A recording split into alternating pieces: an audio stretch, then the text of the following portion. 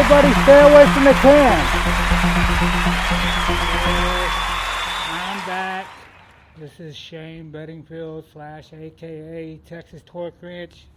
I'm laying down a little quick podcast leading into the NFL playoffs. And I got news for you, Carolina. You guys declare a national emergency over freaking nothing. This weather ain't bad. I'm favoring the Arizona Cardinals for tomorrow's playoff game just because the weather ain't that bad. There has hardly been any ice on the roads over here in Fayetteville, North Carolina.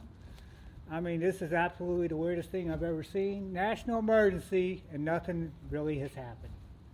I've heard some sirens throughout some of the night, but nothing bad. There hasn't been like any major, 19-car pileups on the interstate, I don't think. So with that being said, I think major upsets into working.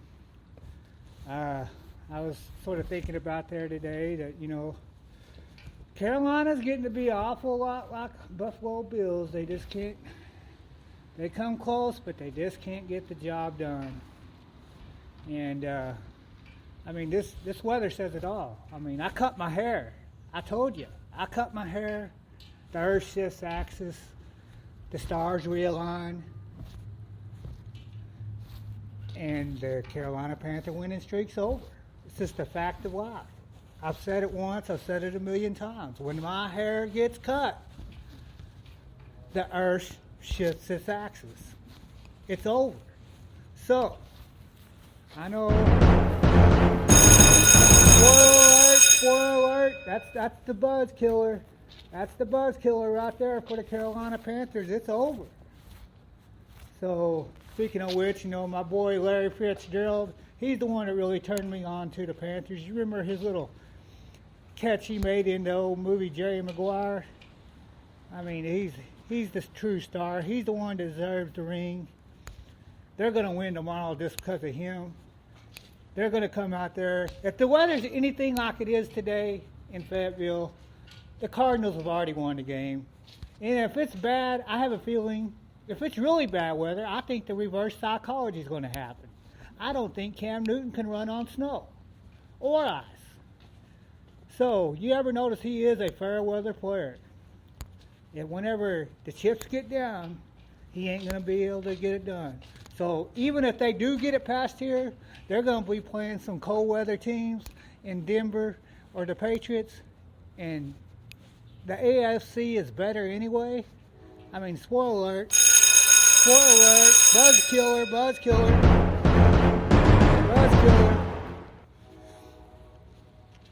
The AFC teams are better cold weather teams to begin with. The AFC will win the Super Bowl. You heard it here, because I am the man. Thank you. I know it. There's no need to clap. I know it. The Carolina Panthers will lose tomorrow. I'm doing the talking, and the Arizona Cardinals are going to be doing the walking. So it's all over. It's over. This is crazy. The weather ain't even bad. They shut down everything here. So can you imagine what's going to happen tomorrow whenever the Cardinals beat the Panthers? They're probably going to consider it like a national day of mourning. The weather ain't that bad. I've never seen anything like this before in my life. This time it was like a jump. It was like a false alarm. But there's been other times in the state of North Carolina's history where they absolutely declare a national emergency over freaking nothing. So over there in Charlotte, North Carolina, they're in panic mode. So not only that, they got to deal with Larry Fitzgerald, which is enough to I'm surprised they're just not going to have the whole team walked out with the whole National Guard Army of the state of North Carolina. They're in such panic mode. This is crazy. I've never seen anything like this my entire life. Cumberland County is like an embarrassment on the American society as a whole. If this is our American institution, we declare a national emergency over freaking nothing, we have issues. So it was probably, they probably did it to like cause a panic attack on the Arizona Cardinals coaching staff. Well, hello, it's not even that bad. So it's like the Carolina Panthers are trying to cheat by declaring this a national emergency. They had the governor do something so they could get in the heads of the Arizona Cardinals, and the weather ain't even that bad. This is ridiculous. I mean, I've never seen anything like this. Well, speaking of upcoming podcasts, and I had to get on there on a rant, but this whole deal with this Conor McGregor deal, saying that he could whip Jesus' butt and all that. And Vince McMahon, Triple H, and Stephanie McMahon are basically sitting on their butts, not doing nothing, losing the pay-per-view war, acting like they're endorsing entities of the UFC left and right, and now they got a chance to take over the pay-per-view war again. The only thing their PR people has to do is go after them. Go after the UFC, but no, they're sort of like those Carolina Panthers, which the McMahon family has a little bit of base here in North Carolina, so they're always sort of somewhat in panic mode. So, with that being said, you got everything you need, WWE, to go after the UFC. But no, they're sitting on it. They could be the buzz killer. They could take the wind out from the UFC with this one deal. If there's any truth at all to this,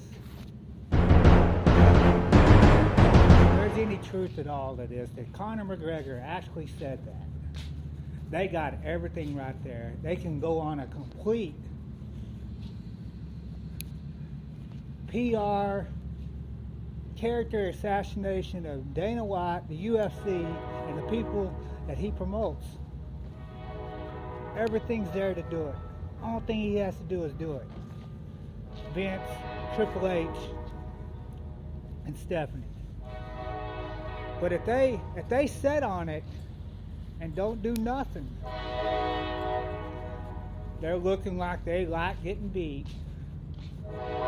They're looking like they like getting told that the entertainment they represent is fake, and it's sort of like the WWE is sort of a lot like this train that's moving along right here. They have a chance to get some momentum going, but if they sit back here and sit on their butts on this deal, the WWE deserves to go out of business.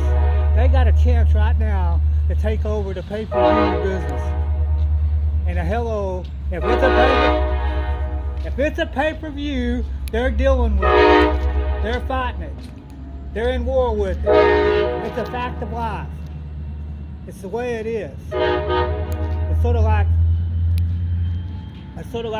if you're on the NFL schedule and you're an NFL team, they're your competition. It's the same concept. I don't understand what they're doing. I don't understand Stephanie McMahon's thinking. I said forever Stephanie McMahon's biggest problem is she went to Boston College instead of a real Ivy League school. She just ain't that smart. And whenever you get listed as a chief branding officer of a brand that's already been established, it's like you're taking over. It's almost like Barry Switzer taking over the Dallas Cowboys back in the day. I mean, you inherited something that's got a ton of momentum. You inherited a winning team from Jimmy Johnson. It's hard not to produce then. Unlike these little Carolina Panther teams that can't even spell win. But right now, everything's there. Everything's there for the WWE to go after them. Only thing they have to do is do it. That's all they have to do. Only thing they have to do is drop a dime on this guy. And it's over. It's over for UFC as we know it. Only thing they have to do is go after it. So, with that being said, I mean, the WWE had a chance to do a lot with Kim Shamrock. They sat on their butts there. They had a chance to do a lot with Dan Severn. They sat on their butts there. They could have done a lot with Bobby Lashley and absolutely bring the business back to 100% legitimacy, but no. They got tired of this movie-making brand, which has put them in eternal mediocrity. They like being the mediocre brand compared to UFC. You know, I watch the UFC fights all the time.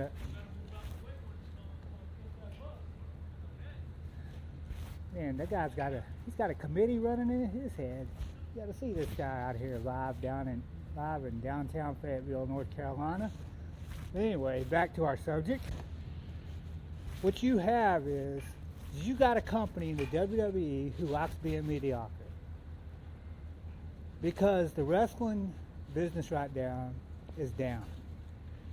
It's been down for a while. You got everybody tooting their horn. You got all these indie guys tooting their horn. You got everybody from TNA, Ring of Honor, Lucha Underground tooting their horn.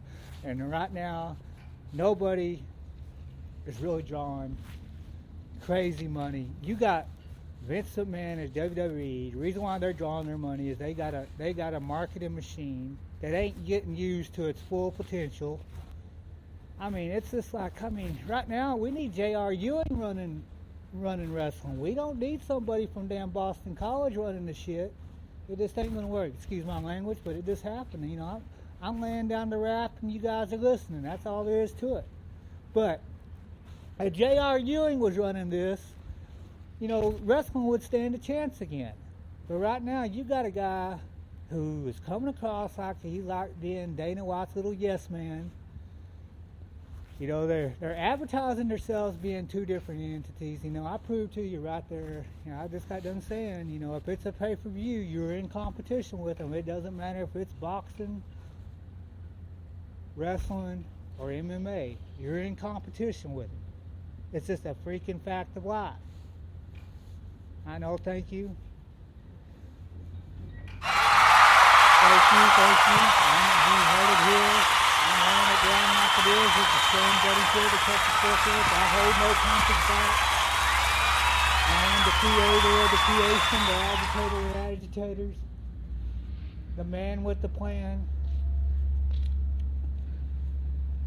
the man with all the strokes to get this thing rolling. I'm a marketing machine myself.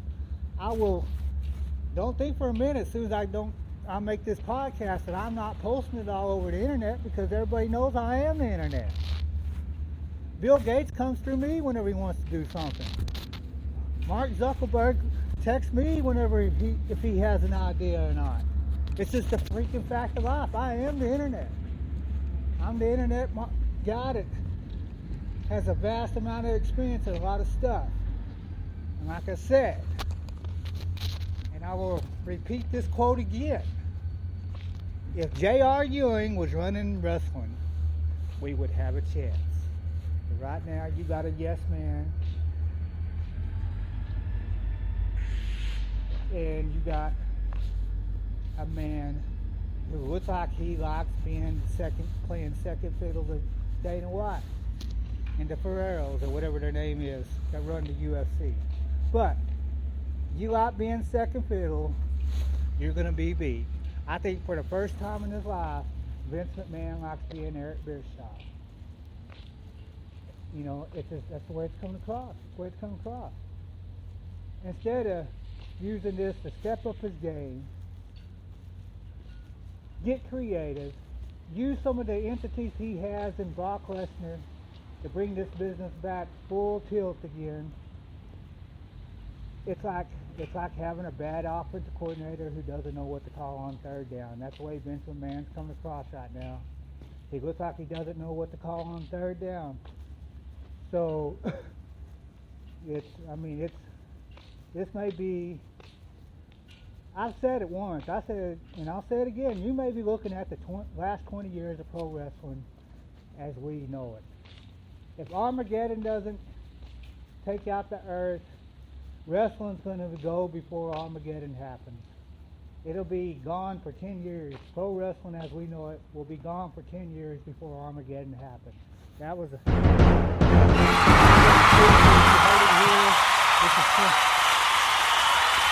is Shane Bedingfield laying down the rack.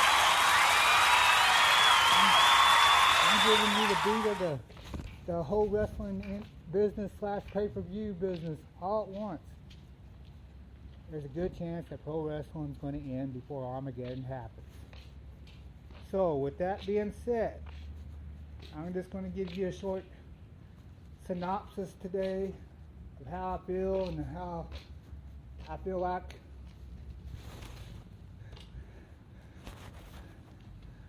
the state of North Carolina jumped the gun a little bit. I feel like the state of Carolina declared this national emergency over nothing to get into the Arizona Cardinals' heads.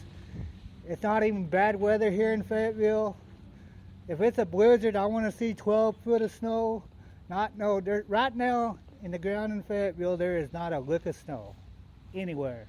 There's hardly no black ice, white ice, or whatever you want to call it. So that was the biggest hoax in the world. It was done by the governor to get into the Arizona Cardinals' head. This is a joke. I'm from West Texas where it actually snows. This is a freaking joke.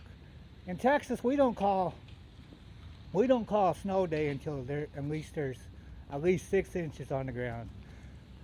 So the Carolina Panthers did this to get into Arizona Cardinals' heads. So that's all they did. They got the governor in their pocket. They needed a favor because they knew they couldn't beat him. So this is what they did. They dropped the plan in. It's almost like the JFK conspiracy. They just felt like they had to have a psychological advantage, but I think the reverse psychology is about to happen right in front of the Carolina Panthers tomorrow. This is no national emergency. This was done by the state. Oh, what's his name? Richardson from the Carolina Panthers probably gave the governor a couple of $100,000 to declare a national emergency over freaking nothing.